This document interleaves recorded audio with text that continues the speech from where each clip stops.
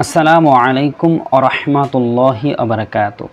আজ এই ভিডিওর মধ্যে আলোচনা করব রোজা সংক্রান্ত কিছু বিষয় সম্পর্কে। অনেক মানুষ বলে থাকেন যে রোজায় থাকলে তারাবি কি পড়তেই হবে, তারাবি না পড়লে কি রোজা হবে কি হবে না, এ নিয়ে অনেক মানুষের মধ্যে বিভিন্ন রকম প্রশ্নের উদ্রেক ঘটে। সে বিষয়েও আজকে আমরা এই ভিডিওর মধ্যে আলোচনা করব।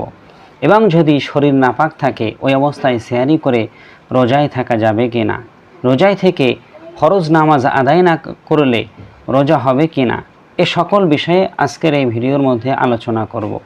আজকের এই ভিডিওটি অত্যন্ত গুরুত্বপূর্ণ একটি ভিডিও, এই জন্য আমি সকল দিনী ভাই বোনের কাছে অনুরোধ করব এই ভিডিওটি আপনারা মেহেরবানি করে শেষ পর্যন্ত দেখবেন।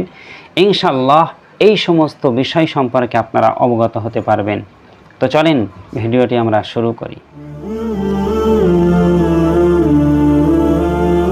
তো 1 নম্বর প্রশ্ন হলো, তারাবি না পড়লে কি রোজা হবে কি হবে না? এর উত্তর হলো, তারাবি একটি ভিন্ন ইবাদত আর রোজা হলো আরেকটি ভিন্ন ইবাদত। যেমন হাদিস শরীফের মধ্যে এসেছে, মান সাওমা রমাদানা ঈমানাও ওয়া ইহতিসাবান, যদি আল্লাহর কোনো বান্দা পুণ্যের আশায়, সওয়াবের আশায় এবং ঈমানের সঙ্গে যদি রমজানের রোজা পালন করে, সিয়াম পালন করে, গুফিরা লাহু মা তাকাদ্দামা মিন জামবিহি, তবে আমার আল্লাহ ওই বান্দার পূর্বের সকল গুনার খাতাকে মাফ করে দেয়। রোজা একটি আলাদা ইবাদত। এই রোজা যদি কোনো মানুষ পালন করে, সে যেমন আল্লাহর ফরজ হুকুম মানল, পাশাপাশি ওই ব্যক্তির পূর্বের সকল গুনাহকে আমার আল্লাহ পাক রব্বুল আলামিন মাফ করে দেয়। দ্বিতীয় নম্বরে হলো তারাবি নামাজ। আবার হাদিস শরীফের মধ্যে বলা হয়েছে, মান কামা রমাদানা ঈমানা ওয়া ইহতিসাবান, যদি কোনো ব্যক্তি ঈমানের সাথে আর সওয়াবের আশায় রমজানের রাত্রি বেলাতে আল্লাহর ইবাদত উপাসনা করে কাটায়, গুফিরা লাহু মা তাকাদ্দামা মিন জামবিহি, আমার আল্লাহ ওই বান্দার পূর্বের সকল গুনার খাতাকে মাফ করে দেয়। সুবহানাল্লাহ। তার মানে বোঝা গেল রাত্রির ইবাদত দ্বারা হলো তারাবি নামাজ। তারাবি নামাজের অত্যন্ত গুরুত্ব রয়েছে। এই জন্য যদি কোনো আল্লাহর বান্দা এই তারাবি নামাজ যথারীতিভাবে পালন করে, আদায় করে, ওই বান্দা যেমন এই নামাজগুলো আদায় করার দরুন সে বিশেষ অনেকটা নেকি হাসিল করতে পারে, পাশাপাশি তার পূর্বের গুনাহগুলো মাফ হয়ে যায়। তবে উত্তর হলো, তারাবি নামাজ হলো ভিন্ন একটি আমল আর রোজা হলো আরেকটি ভিন্ন আমল। রোজার সাথে তারাবির কোনো সম্পর্ক নেই। ছোটোবেলায় মানুষ বলে থাকে যে তারাবি হলো রোজার জাহান। এই কথাটা একদম বাতিল একটি কথা। এরকম কথা কোরআন হাদিসে কোনো জায়গায় নেই। বরং এই সমস্ত কথা বিভিন্ন মেয়ে ছেলেরা বলে থাকেন। এইরকম কথা কোনো সময়ের জন্য সত্য নয়। সুতরাং আপনি তারাবি পড়বেন, এর জন্য আপনি পূর্ণমাত্রায় সওয়াব পাবেন, আর রোজা পালন করবেন, এর জন্য পূর্ণমাত্রায় আপনি রোজার ফজিলত এবং সওয়াব অবশ্যই পাবেন। তবে তারাবি নামাজ না পড়লেও রোজা হবে। আর তারাবি নামাজ পড়া একান্ত আমাদের সকলের জন্য জরুরি, এটা মনে রাখা দরকার। 2, যদি শরীর নাপাক থাকে এই অবস্থায় সেহরি করা যাবে কিনা, বা সেহরি করে রোজা রাখলে সেই রোজা হবে কিনা? অবশ্যই। শরীর যদি রাত্রিবেলা নাপাক হয়ে যায়, ওই অবস্থায় আপনি উজু করে অবশ্যই সেহরি করতে পারবেন, সেহরি খেতে পারবেন। তবে হ্যাঁ, ফজরের নামাজ আদায় করার জন্য আপনার অবশ্যই শরীর যদি নাপাক থাকে, তবে পাক পবিত্র হওয়ার জন্য গোসল যদি ফরজ হয়, তবে গোসল আদায় করতে হবে ফজরের নামাজ পড়ার জন্য।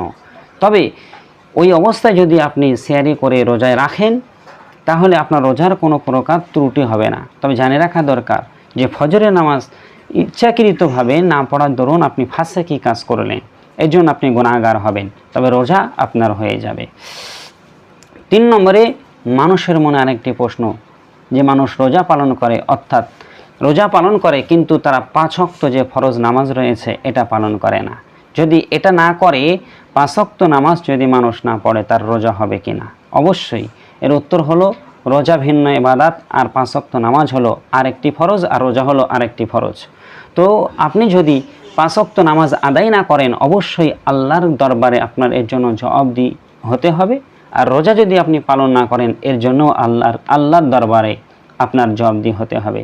সুতরাং রোজা আপনি পালন করলে আপনার রোজা আদায় হয়ে যাবে যদি 5 ওয়াক্ত নামাজ আপনি না পড়েন। তবে জেনে রাখা দরকার, ওই রোজা আল্লাহর দরবারে কবুল না হওয়ার সম্ভাবনা সব থেকে বেশি।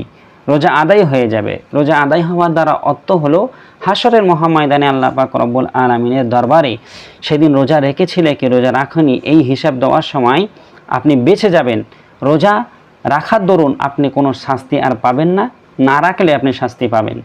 তবে ওই রোজা আল্লাহর দরবারে কবুল না হওয়ার সম্ভাবনা বেশি যদি আপনি উক্তীয় নামাজগুলো না আদায় করেন। এই বিষয়ে আমরা একটি উদাহরণ দিয়ে আপনাদেরকে বোঝাতে পারি। তা হলো মানুষের পুরুষের জন্য সতর হলো নাভি থেকে হাঁটুর নিচ পর্যন্ত। আপনি হাঁটুর ঢাকার জন্য যদি আপনার গুপ্ত অঙ্গ আবৃত্তি করে দেন তাহলে এইরকম ফরজ আদায় করে কী লাভ। সুতরাং রোজা হলো একটি ফরজ, নামাজ হলো আর একটি ফরজ।